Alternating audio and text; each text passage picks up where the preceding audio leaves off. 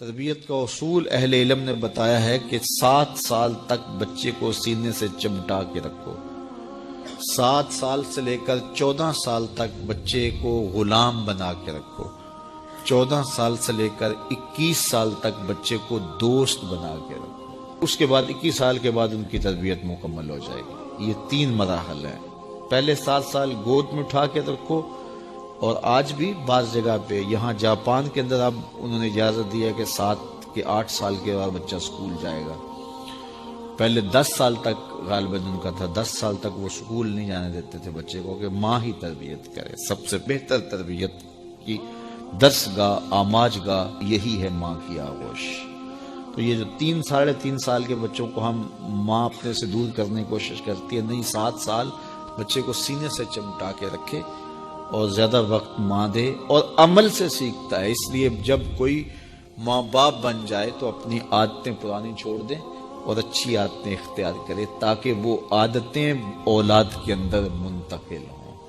الوالد سر لابیہ، عمومی قاعدہ یہ ہے کہ والدین کا عکس ہوتی ہے اولاد، والدین کا راز ہوتی ہے اولاد. بہت سارے لوگ آتے ہیں ہمارے پاس، جناب یہ ہمارے بچوں کو کوئی تعویذ دے دو، کوئی ان کے لیے دم کر دو، ان کو اپنا مرید بنا لو، ان کو اپنے پاس رکھ لو، ان کو اپنی صحبت میں رکھو.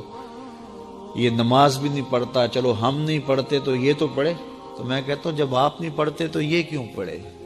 یہ کیسے؟ یہ اصول یہ ہے کہ آپ کریں گے تو یہ کرے گا، لیکن آپ کہتے ہیں کہ ہم نہیں کرتے یہ تو کرے. ایک چور بھی چاہتا ہے کہ میرا بیٹا ولی ہو. جس طرح آپ ماحول فراہم کریں گے اس طرح کا جو ہے وہ عکس آپ کا اولاد ہوگی. حضور نے فرمایا ہر پیدا ہونے والا بچہ فطرت اسلام پہ پیدا ہوتا ہے، فطرت سلیمہ پہ پیدا ہوتا ہے. اب اس کے ماں باپ اس کو عیسائی بناتے ہیں، اس کے ماں باپ اس کو یہودی بناتے ہیں، اس کے ماں باپ اس کو مجوسی بناتے ہیں. تو یہ عمومی طور پہ ماحول اس کو فراہم کرتا ہے، لیکن فطرتاً اگر اس کو کوئی سبق ماں باپ کی طرف سے نہ ہو تو وہ فطرتاً اسلام پہ ہو. کیونکہ فطرت سلیمہ یہ ہر شے کی اصل ہے. ہر انسان پیدا ہوتا ہے تو فطرت سلیمہ میں پیدا ہوتا ہے.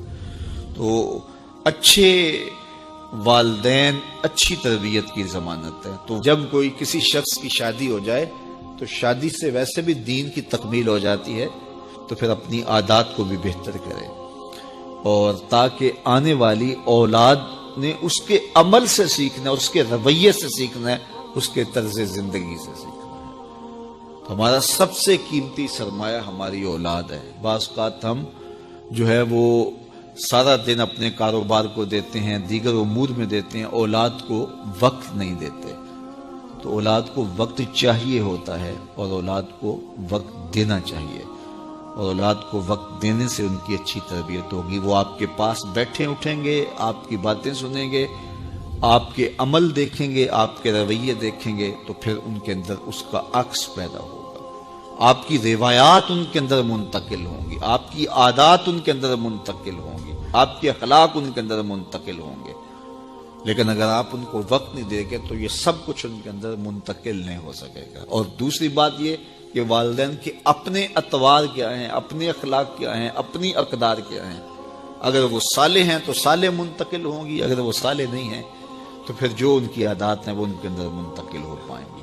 تو اس لیے ہمیں اولاد کی تربیت کرنے کے لیے سب سے پہلے اپنا جائزہ لینا ہوگا، اور پھر اس کو اولاد میں منتقل کرنا ہوگا.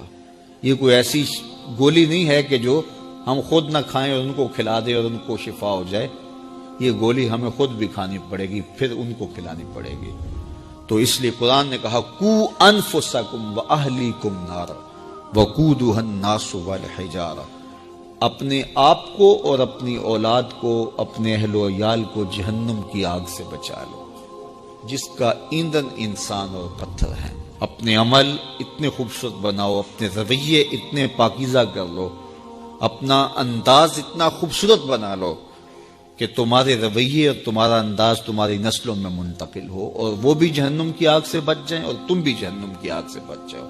لیکن اگر تمہارے رویے خوبصورت نہ ہوئے، عمل خوبصورت نہ ہوا، تو وہ اور تم جہنم کا ایندھن بن سکتے ہو. اللہ ہمیں اپنی اولاد کی صالح تربیت کی توفیق عطا. تربیت کا